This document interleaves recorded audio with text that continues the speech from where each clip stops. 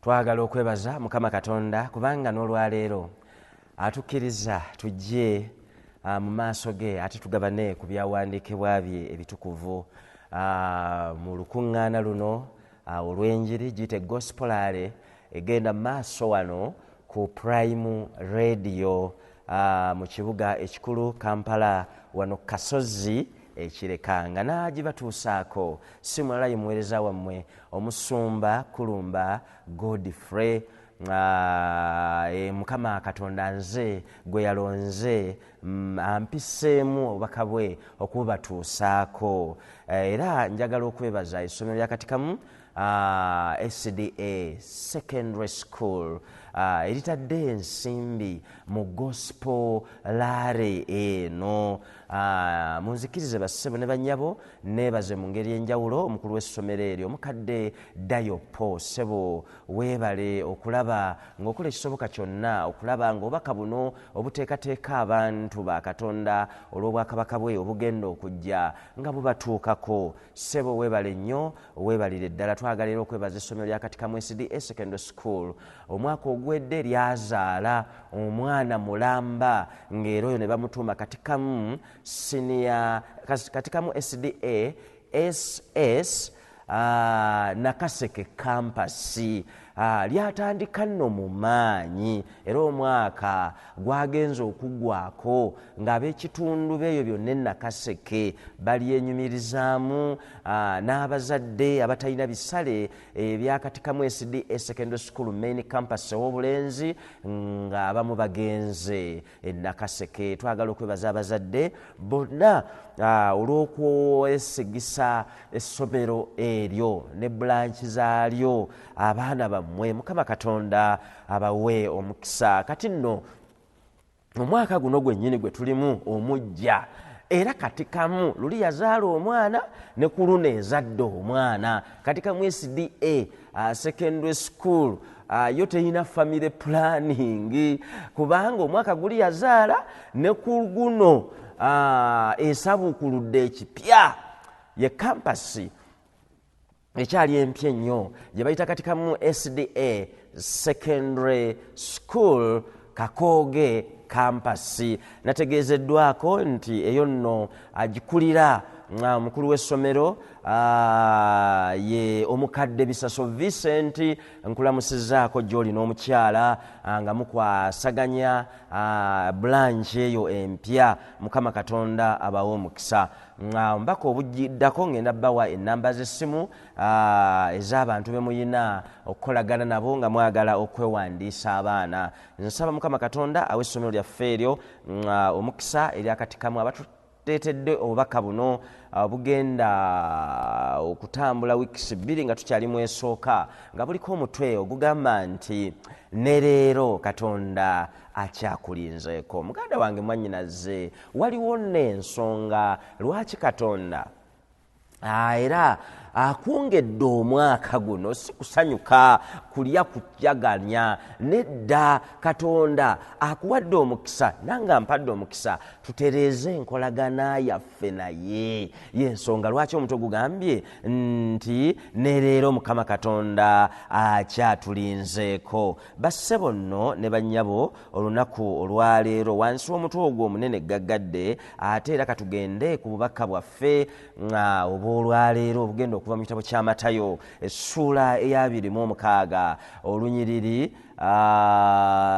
tujja kutandikira obaolyawo ku lwa 36. Matayo 26 essula 26 olunyiriri lwa 36. Katwebaze Katonda kitaffe omulungi ow'ekisa ekingi. Ffenno twongera bwongezi kwebaza kubanga otuwadde obulamu. Si ekyo kyokka ate era otuwadde omukisa okuba nga tukyawulira obubaka buno bw'otutuusaako bwetuteeketeeka olw'obwakabaka bwe bugenda okujja. Tusaba nno Mwoyo Mutukuvu atuyigirize ku bwa Yesu Kristo Mukama waffe. Amiina.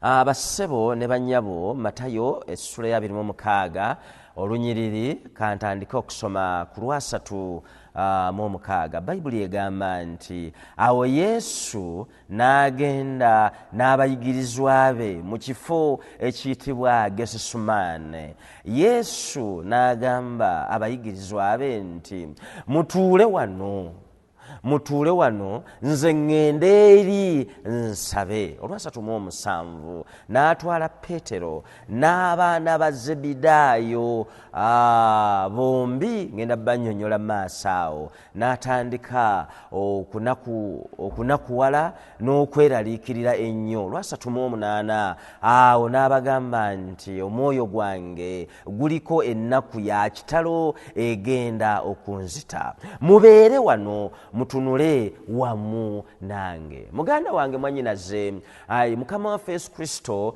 nga bwe nawa empaanyi nga ntandika nti ekimuleeta ku nsi kuno kufiirira lulyo lwa mwana wa muntu, nga n'ekigendererwa ekikulu muganda wange mwannyinaze kwe kunoonya ekifaananyi kya Katonda Sitaani kyagezezzaako okubuza mu baana b'abantu, nga Katonda anoonya omuntu akomyewo ekifaananyi ekyo eky'omuntu, ekifaananyi kya Katonda kubanga yatonda omuntu mu kifaananyi kye. N'olwekyo muganda wange mwannyinaze, Yesu Kristo bw'ajja ku nsi kuno ng'akola emirimu gye egy'okugaziya obwakabaka bwa Katonda n'okubuulira enjiri, amawulire amalungi nga bwe tuzze tuyiga mu byokuyiga byaffe ebyasoose. Njagala owulize kino nti Yesu Kristo nga bwe nannyonnyola yafuna abalabe bangi okuva ku njuyi ez'enjawulo. Era muganda wange mwannyinaze, Bayibuli etugamba nti ebitabo bya Bayibuli bigamba nti mu kiseera kino Mukama waffe Yesu Kristo yali atuuse ku njegoyego z'okukwatibwa era nga n'ekiseera kye eky'okkomererwa kyali kituuse. Olusuku Gesumaani Mukama waffe Yesu Kristo bwakka bw'ati okuva ku Mount Olives n'ayita wali ku tempo n'asalamu n'agenda mu lusuku olwo olw'emizabbibu olwa Gesumaani olwo n'agenda eyo. Yali akimanyi bulungi Mukama waffe Yesu Kristo nti esigaddeyo akaseera katono aliibwemu olukwe, era ekyo yali akimanyi bulungi, naye ng'ayina okukkiriza kituukewo nga talina kukidduka, ayina okukibeeramu, kubanga okununulirwa kw'omwana kw'omuntu kwali awo wennyini ku musaabe Gologoosa, ate nga mu Gesesumaani awo almost weewaali ekiddako okuva awo ng'agenda ku musalaba Gologoosa. Mukama waffe Yesu Kristo ekiseera nga kituuse, okufa nga kusembedde. Njagala nkule muganda wange mwannyinaze, okufa kutiisibwa, kutiika, kuyina entiisa yaako nga maaso bwe tujja okuyigako. Yesu Kristo ava mu ggulu ng'enteekateeka y'obulokozi agimanyi, ng'amanyi bulungi agenda kufa, amale ennaku 3 mu ntaana azuukire. Naye ekigambo kufa kitiika, ne Yesu Kristo kennyini weewawo yalina obukakafu nti kitaawe ajja muzuukiza, naye yali atya. Kyova olaba ntera okubanyumiza Bayibuli eno, kyova olaba nti Yesu Kristo bwe bamutumira nti mukwano gwe Laazaalo alwadde, teyagenda kubanga Yesu Kristo yalina obusobozi obumuwonya ng'agenze, naye n'okuyima gye yali ali n'alagira obulwadde ne bwamuka ku Laazaalo. Yesu Kristo teyakikola. Laazaalo obulwadde ne bumuluma, Laazaalo n'afa. Yesu Kristo yali azuukiza abafu, nga Laazaalo tannafa. Yesu Kristo yali azuukizaayo awo ku baana ne ku bantu abakulu, mwali abakazi n'abasajja. Era Yesu Kristo yandibadde adduka mbiro nga tebannaziika Laazaalo n'amuzuukiza. Ekyenjawulo ekyali mu kuzuukiza Laazaalo nti ye Laazaalo yali amaze okufa ng'ateekeddwa ne mu ntaana nga n'okuvunda avunze. Ekyo Yesu Kristo yali tannakikolako, era kyasookerwa ku Laazaalo. Yesu Kristo bwe bamubikira era yamanya nti Laazaalo awummudde, afudde, naye era teyagenderawo olunaku olusooka n'olwokubiri n'olwokusatu olwokusatu agenda ku lwakuna ne bamutwala ku ntaana gye bamuziika n'abagamba mugyeewo ejjinja ne bagamba tetusobola kubanga ennaku wayise nnya n'okuwunya wawunya naye n'abalagira balijjewo ne bamugondera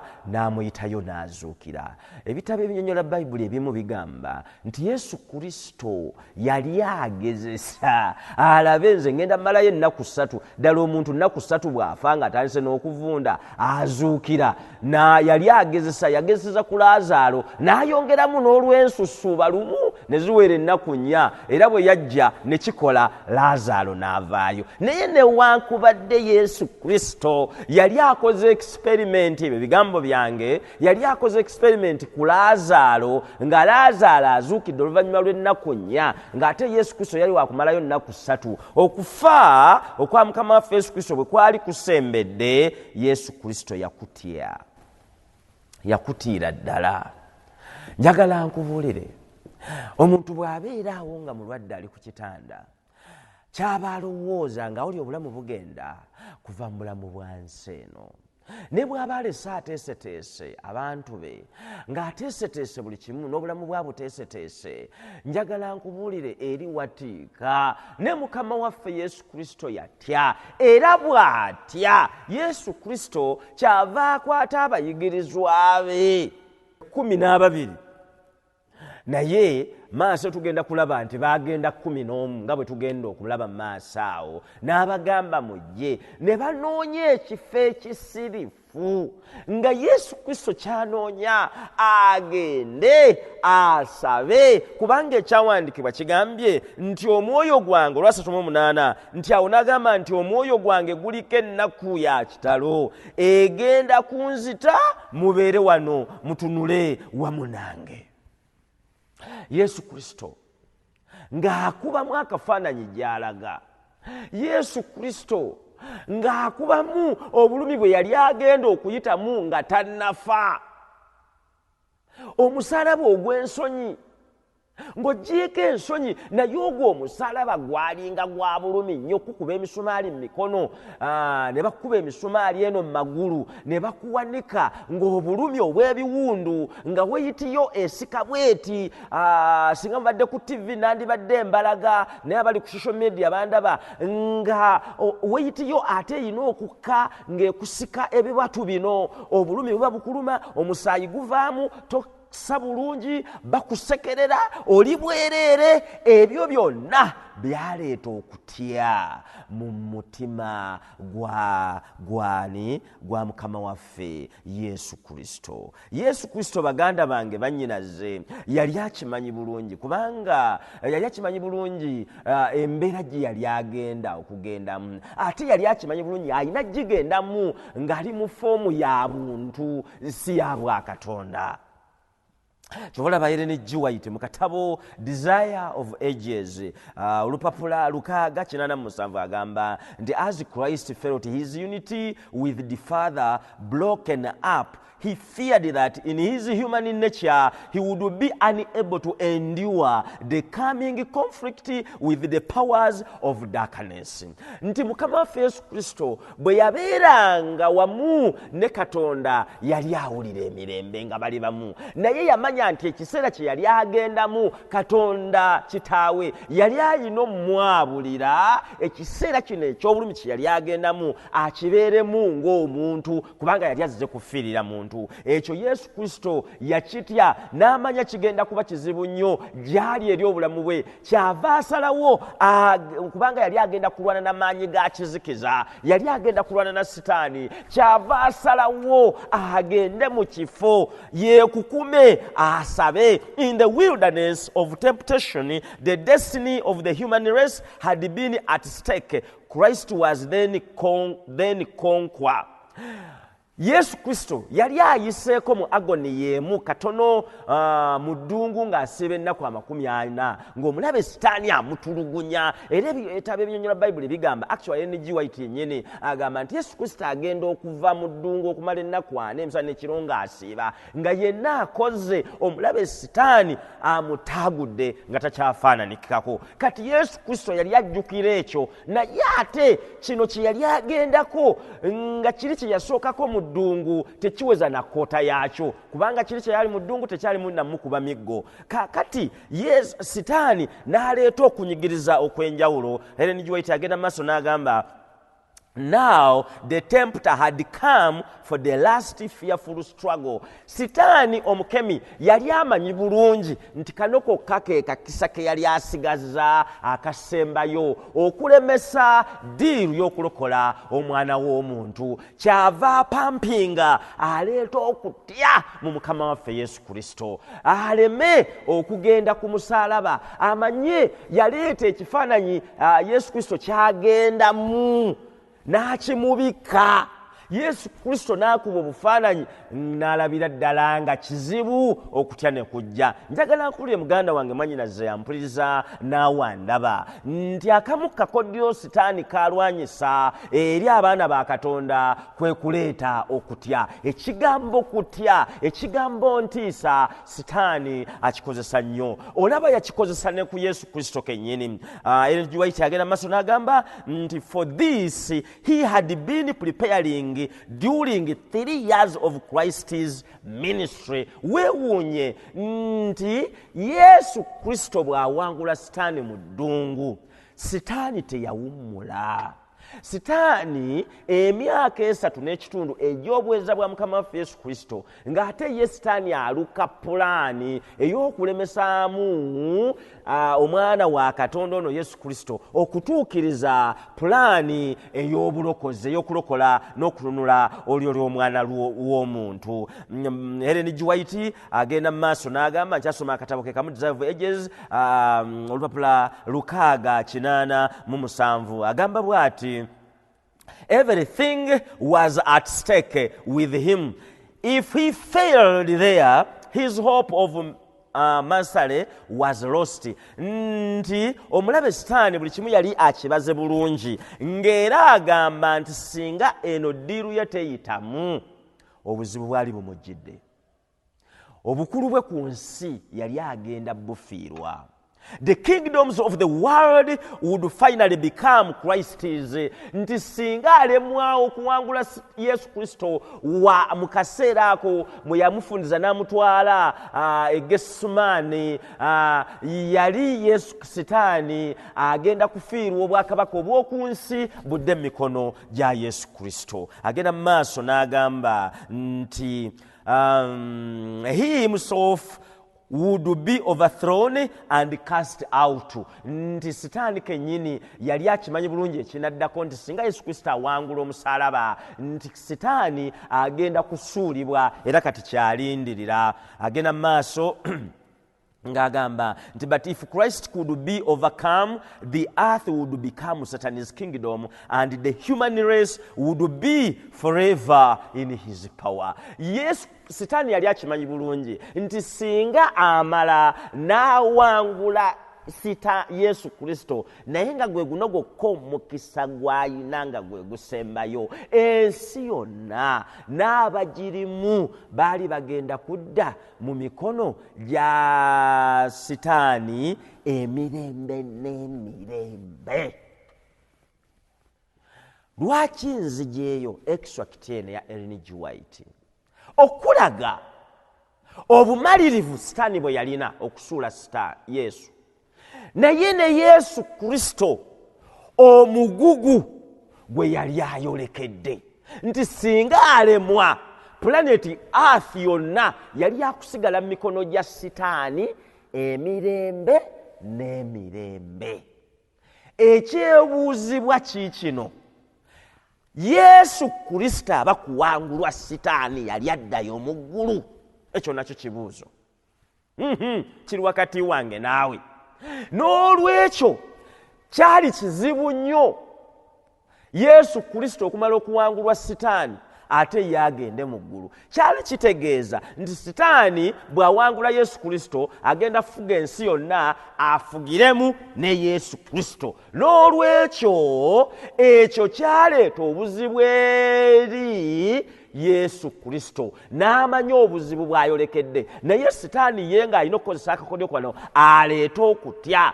Gwe oli mwana wa Katonda, gwe omusalaba onoogusobola, ogw'ensonyi, obulumi, ngenda kukuba emiggo, ngenda kukola kino, buli kimu. Bambi Yesu Kristo n'atya, bw'atya ng'ate ayina missoni ey'okutuukiriza, tayagala kubeera mu mikono gya sitaani. Kyava asalawo n'anoonya ekifo agende yeekukume asabe.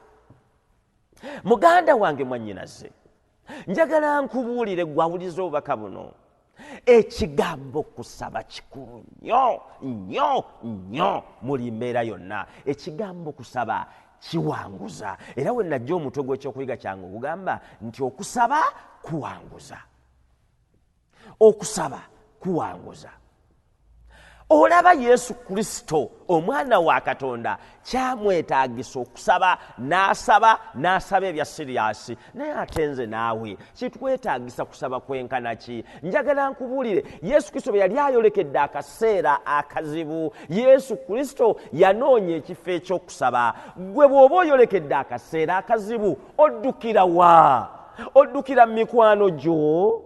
Oddukira wa musumba wo? Oddukira wa taata wo? Oddukira wa maama wo? Oddukira wa mukyala wo? Oddukira wa mikwano gwo? Yesu Kristo bwe yali asemberedde akaseera akazibu, yakimanya nti kano akaseera akazibu kake, era kitaawe akamulekedde akafeesinga nga ye. Muganda wange mwannyinaze, njagala nkubuulire nti waliwo ebizibu ebijja mu bulamu nga kizibu kikyo si kya mukyala wo, si kya neyiba wo, si kya taata wo, si kyange, wabula nga kizibu kikyo olina okifeesinga nga ggwe. Njagala nkubuulire, naye ekizibu ekyo nga kize, ne bw'onoopaapaala otya ekizibu tekijja kuba koona. Yesu Kristo yakimanya nti kino yayina okyetikka, si malayika Gabulyero, si Mwoyo Mutukuvu, wabula yayina okukyetikka ye kennyini, n'akikkiriza. Bw'akikkiriza n'asala amagezi engeri y'okukyandolingamu, n'anoonya okusaba. Nkukubiriza, noonya ekifo ng'ebizibu bizze, ogenda osabe. Ogenda osabe. Bayibuli etugambye nti Yesu Kristo bw'alaba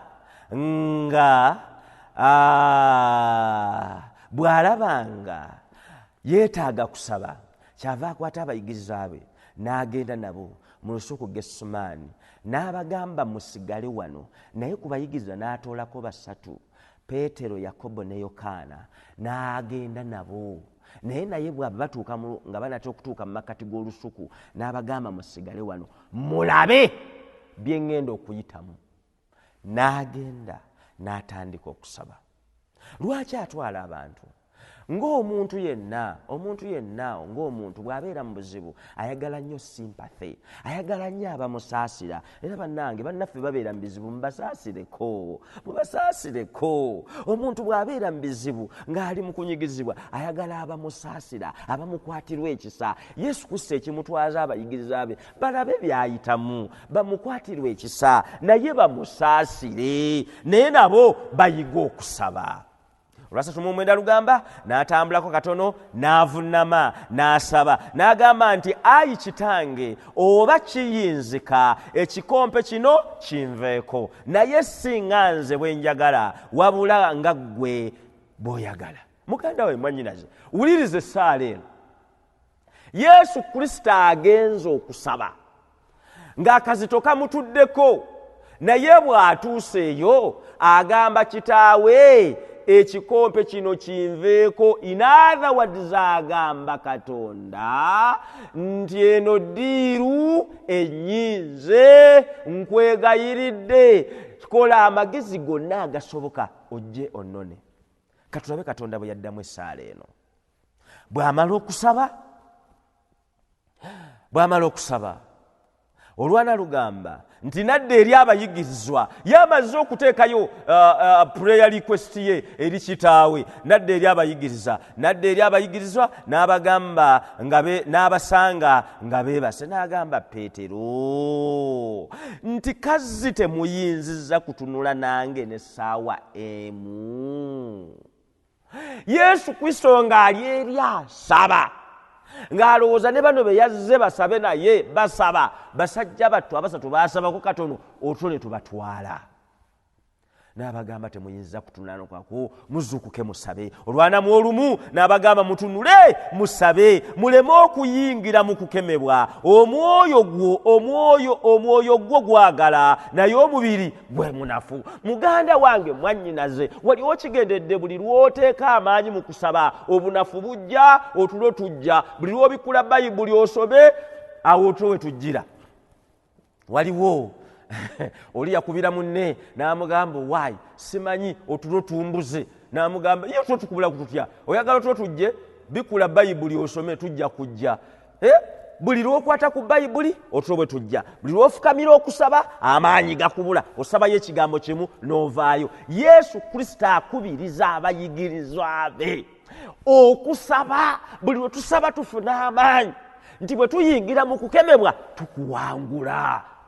Yesu Kristo yali agenda mu kikeme ekizibu, n'asaba kati akubiza n'abayigirizwa basabe. Abagamba weewaawo omwoyo gwagala naye omubiri munafu. Naye twewalirize, nkimanyi tukola nnyo ne tukomawo nga tukooye, abamu n'okunaaba kibeera kizibu, naye okusaba kireme okubeera ekizibu.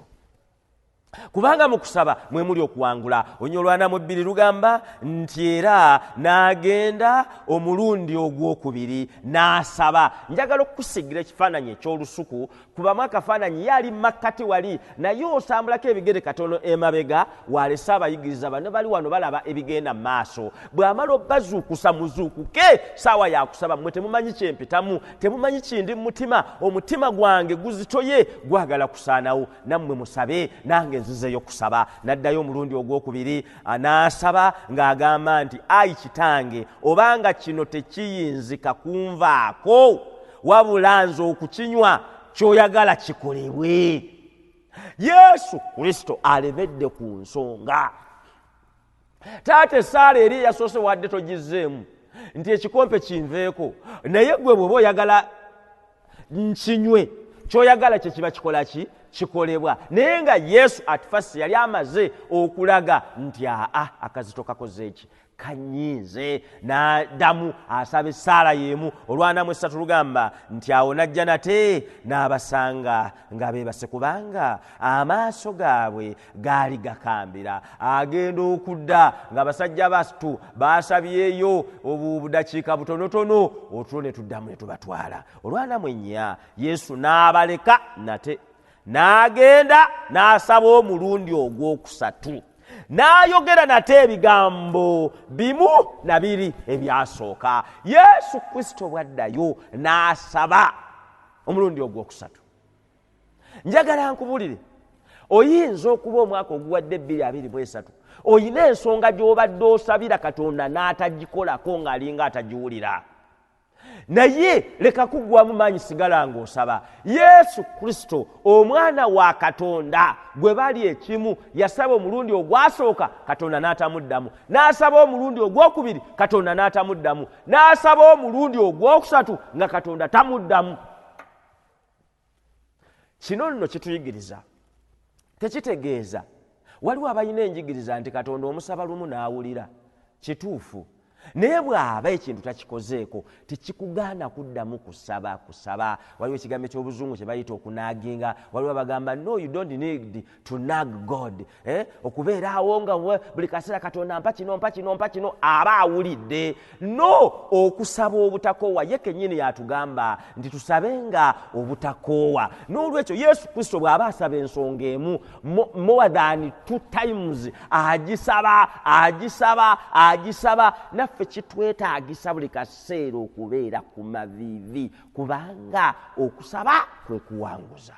Okusaba kikulu nnyo, muganda wange mwannyinaze. Bayibuli egamba nti awo n'ajja eri abayigirizwa n'abagamba nti era mukyebase n'okuwulira n'okuwummulira ddala ku luno agenda obbakomyawo nga beebase n'okufuluuta bafuluuta nga bakuwummula bawummulidde ddala. Naye njagala mbabuulire baganda bange banyinaze mu ssaala ey'okusatu baddayo Yesu Kristo okusaba omulundi ogwokusatu, Bayibuli egamba bweti nti Ellen G. White agamba bwati nti Yesu Kristo baddayo okusaba omulundi ogwokusatu n'asaba ekiro ekyo. Ebyawandiikibwa bigamba nti zaali ssaawa nga 9. Kyova olaba abasinga baagala nnyo okusaba essaawa ey'omwenda, nti bw'asaba eggulu ne libekkuka. N'alaba ekitangaala ekiva mu ggulu naye bali bakoze eki? Beebase. Ellen G. White agamba ekitangaala ekyo kyazuukusa n'abayigirizwa. Naye katusome ku Ellen G. White mu katabo Desire of Ages peegi 694 agamba bw'ati angels had longed to bring relief to the divine sufferer. Eggulu lyewuunya nga liraba Yesu Kristo asaba essaala ey'okubivaamu. Naye nga bamalayika bonna mu ggulu beetegefu okuleeta obuyambi.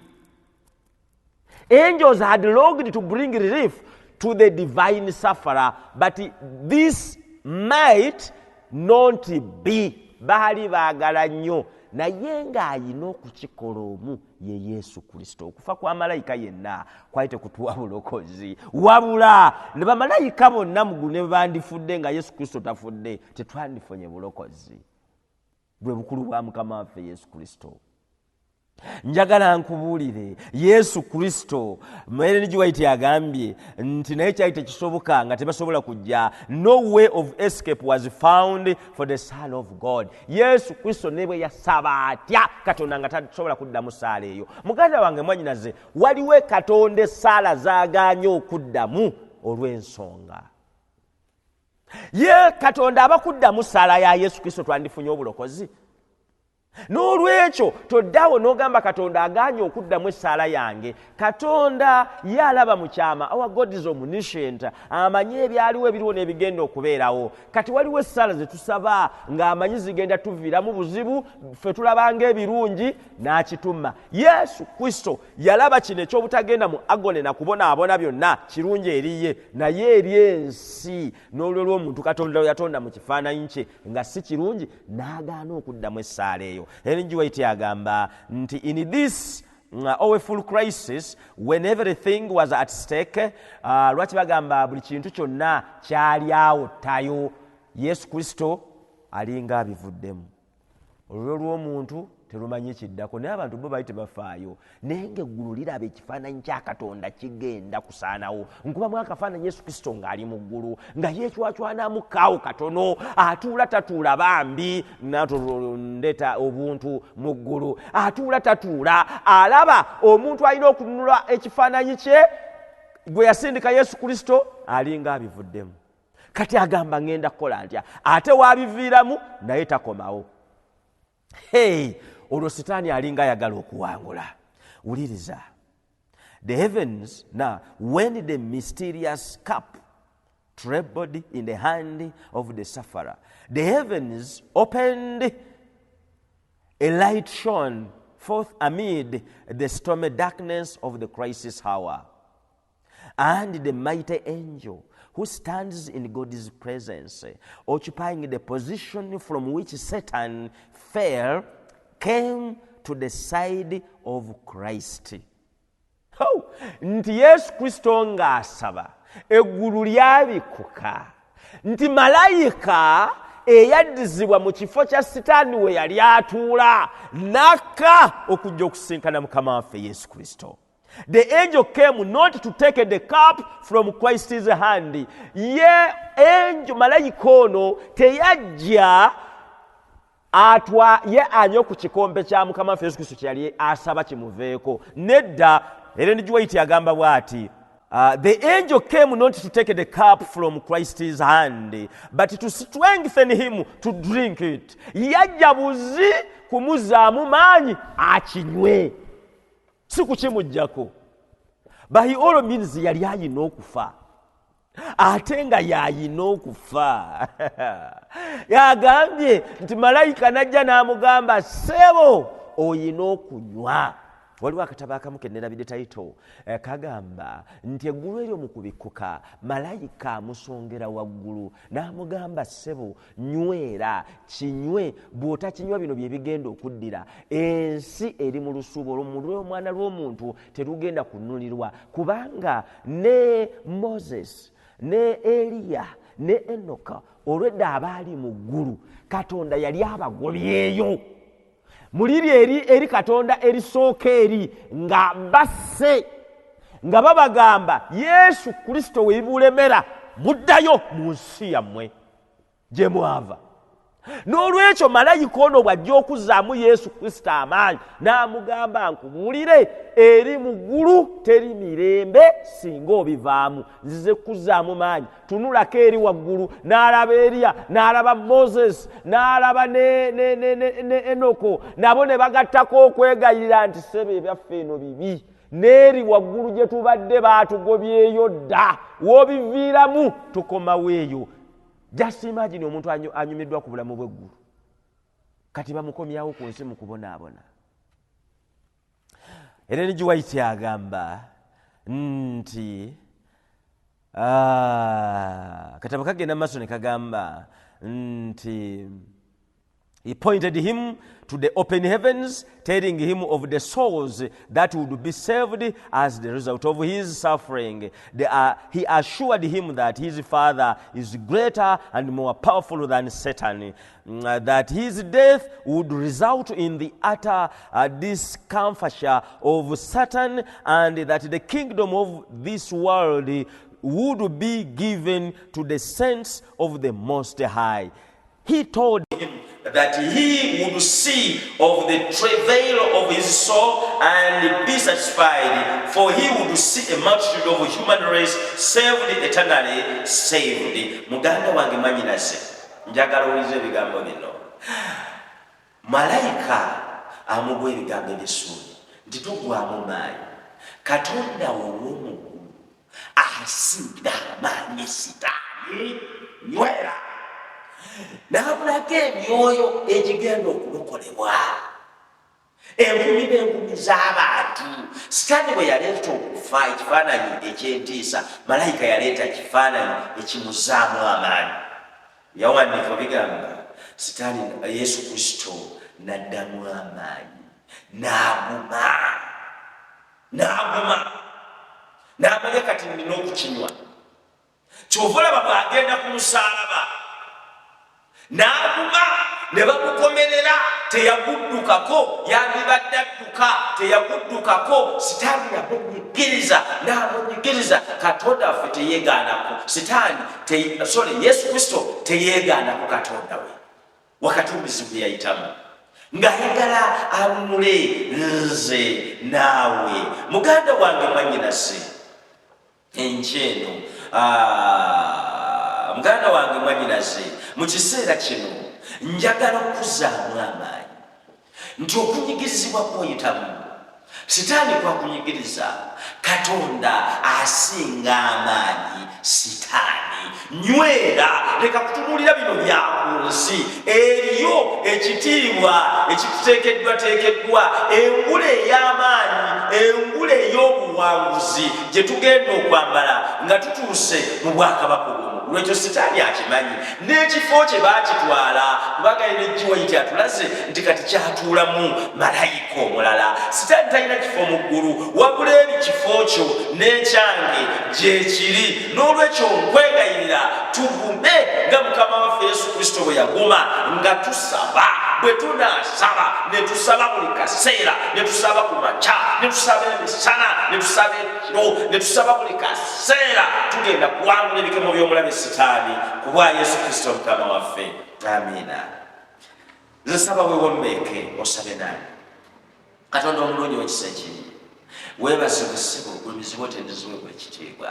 Tukwebaza Mukama kubanga mubaka buno bwaleero tusizzaamu amaanyi tubadde tuweddemu amaanyi ng'olumu tusaba tulabanga gwe atatufaako tusabye omwaka mulamba 2023 nga ne bitusabidde ebimu tetubifunye tuyingidde 2024 nga twagala kuggwamu maanyi naye tusizzaamu amaanyi tine mukama waffe Yesu Kristo yasaba n'otamuwa naye wamuwa olw'ensonga asaanga oba kumuwa kye yasaba tetwalemuddwa naffe olina by'otumye ng'oyagala tununulwe mu bulamu bw'ensi eno ekyo tukikkiriza naye ate otuyigiriza ti Yesu Kristo yasaba ekintu kimu n'akiddiŋŋana naffe tukusabe tuddiŋŋanenga tusawe amaanyi tuyite mu mwaka guno 2024 nga tuli banywevu twangule ebikemo by'omulabe Sitaani ku bwa Yesu Kristo mukama waffe amen.